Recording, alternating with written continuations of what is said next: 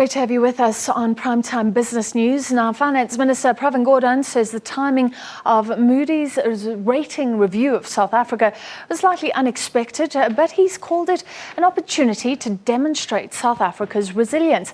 Speaking to the SABC in New York ahead of a series of meetings with investors, he's explained the frank, tough nature of those closed-door deliberations. Let's take a look.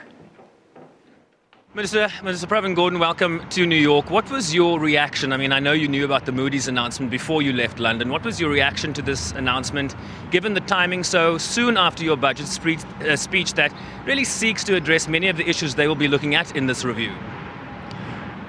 Well, it was slightly unexpected, but remember that Moody's has us 2 notches above sub-investment grade, so they will have a bit of space if you like.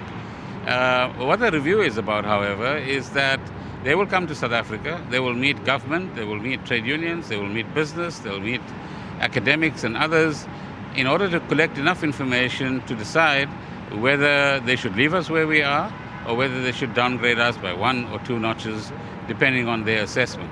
So this is an opportunity for South Africa to actually demonstrate that we are indeed resilient, we do have a story to tell, we've gone through tough times, but we have a plan to get out of it.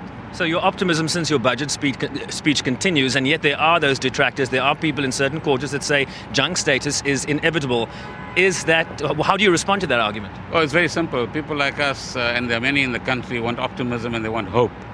And we will try our best right until the end. And if we fail, it shouldn't be because we haven't tried. So worst case scenario, you fail, there's a downgrade. Is that the end of the world?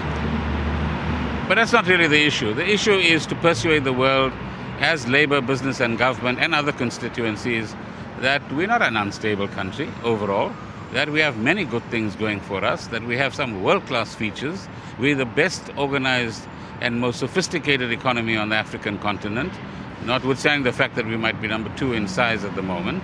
And as proud South Africans, we must tell the world that. And you can see the kind of joint delegation we have here in New York, business, labor and government, and they're all determined to tell the world, very frankly, yes, we've got troubles, our growth is too low, we need to do much better as a country and as stakeholders to create more jobs, create more hope, remove people from poverty, reduce unemployment, but all of that can only happen if we grow the economy, invest in our economy, remove the constraints like electricity, which is a serious constraint on our economy. Let's talk about those specifics. I mean, at the end of the day, this is about the government balance sheet and the government's debt ratio, the debt to GDP ratio. You talked about fiscal consolidation, acceleration in infrastructure development, energy investment, among a host of other measures within the framework of the NDP. Is that message resonating with the people you're talking to here? The message is resonating, but what they want is concrete proof that we're doing something to move in the direction. In other words, I think even in South Africa, we don't want to hear about more plans and more policies. What we want to hear is things are actually being done. And in our conversations back home, we are identifying many short-term projects to demonstrate both to ourselves and to our partners around the world that we are moving in a different and better direction, which will begin to bear fruit over the next year or so. Clearly, a visit like this has very clear benchmarks. What does a successful Pravin Gordhan visit to London, Boston and New York look like when you are back in South Africa? Oh, one, that we've been able to share a different kind of insight into what South Africa is today.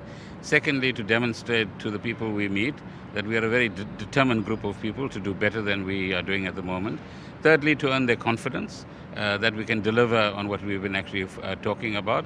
But fourthly, to also understand their concerns and their observations about our economy, our politics, and the way we talk as South Africans and do ourselves down.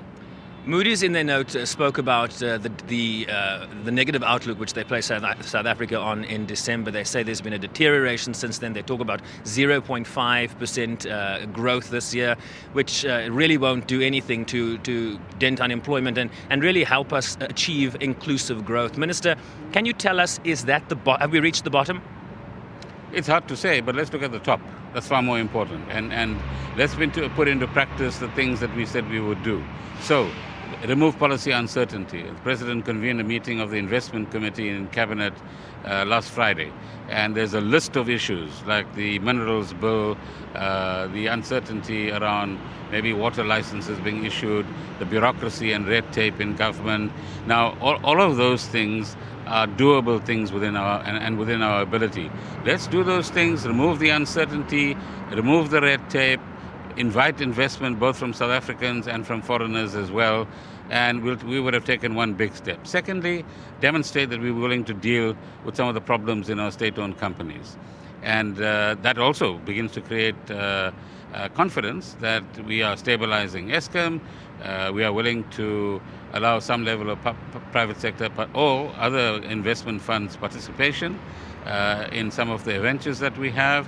And that on the energy side in particular, we do have a plan that will take us off the bottom in 18 months. Parliamentarians discussed your budget in Parliament yesterday. Some have criticized your absence. What's your response to them? No, I think that's rather unfortunate. I've spoken to Mr. Mania and explained to him that we had to come here now, and having the Deputy Minister there is, as a representative of the ministry, is a voice right there in Parliament to explain what government's intent is. And there are times when we'll have to split our responsibilities and look after our national interests. And I think he understands that, despite the slight political games he's been playing.